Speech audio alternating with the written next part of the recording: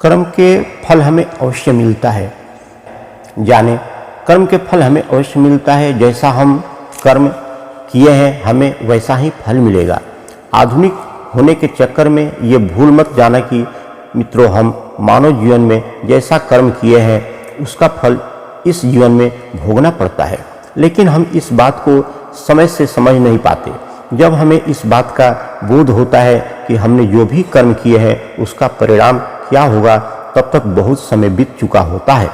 आइए आज हम जानते हैं कि ये कर्म कितने प्रकार के होते हैं। पहला कर्म क्रियमान कर्म। सुबह उठकर के दिन भर जो हम करते हैं उसे क्रियमान कर्म कहते हैं, क्योंकि इन कर्मों के करने से जीवन क्रियामान होता है, क्योंकि निर्जीव वस्तु कर्म करने में समर्थ नहीं होती है। जीवन के लिए कर्म करना हर व्यक्ति का धर्म है। प्रत्येक व्यक्ति अपने बुद्धि के अनुसार कैसे भी कर्म करता है। ये क्रियमान कर्म उसे जीवित होने या एक आत्मा होने का आभास कराता है। इस तरह के किए जाने वाले कर्म का अधिकांश फल साथ साथ ही प्राप्त हो जाता है। जैसे आप भोजन ग्रहण कर लेंगे तो आपकी भूख तुरंत ही शांत हो जाएगी। आप स्नान कर लेंगे तो आपका शरीर स्वच्छ हो जाएगी। इन कर्मों के करने के लिए आपको अतिरिक्त शक्ति का उपयोग नहीं करना पड़ता है। जैसे दिन भर के थकान के बाद आपकी निद्रा स्वयं ही आ जाती है। आपकी थकान हट जाने पर आप उठ जाते हैं। अगर आप आलस से भर जाएंगे तो वह कर्म का दुष्परिणाम भी भोगने पड़ेंगे। इस तरह के कर्म को प्रियमान कर्म कहते हैं। दूसरा कर्म है संचित कर्म। आपको कर्म तो करने ही पड़ेंगे। कुछ कर्म ऐसे होते हैं जो हमें करने तो है, लेकिन हमें ज्ञान नहीं हो पाता कि इसका परिणाम क्या होगा।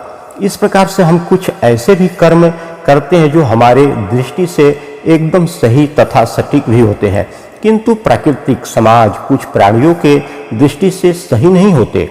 हम अक्सर यही सोचते हैं कि जो हमने किया है उसका परिणाम अच्छा ही होगा, लेकिन कई बार ऐसा नहीं होता और ठीक उसके विपरीत होता है और हमारे दिलो दिमाग में बैठ जाता है। इस तरह के कर्म को संचित कर्म कहते हैं।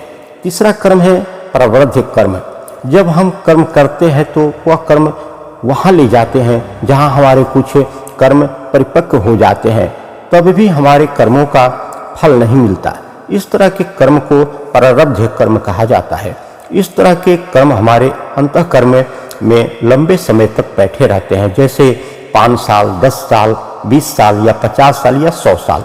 या इन देह के आत्मा का वास जब तक रहता है तब तक हमारे अंदर विद्यमान रहते हैं। इन कर्मों में अच्छे एवं बुरे दोनों कर्मों का समूह होता है। जिस तरह से हम अपने दैनिक जीवन में अनेक प्रकार के कर्म कर लेते हैं, उसी कर्मों में कुछ कर्म हमारे अंदर समाहित होकर के अंदर विलीन हो जाते हैं। जो हमारे कर्म प्रभु भक्ति की ओर खींचते हैं, उस कर्म को अच्छे कर्म, उचित प्रारब्ध कर्म कहते हैं। इस वीडियो के द्वारा हमने कर्म फल के सिद्धांत रखे हैं। धन्यवाद दोस्तों, फिर अगले वीडियो में मिलेंगे। जय श्री राम, हर हर महादेव।